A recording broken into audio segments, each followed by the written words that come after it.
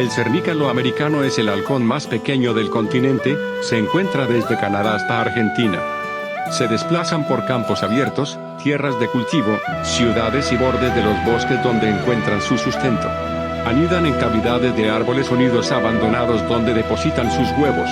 Como el resto de su género, no construyen su propio nido. Cazan desde una posición alta para luego en picada capturar a su presa. Puede llegar a perseguir y atrapar insectos, aves o murciélagos en el aire.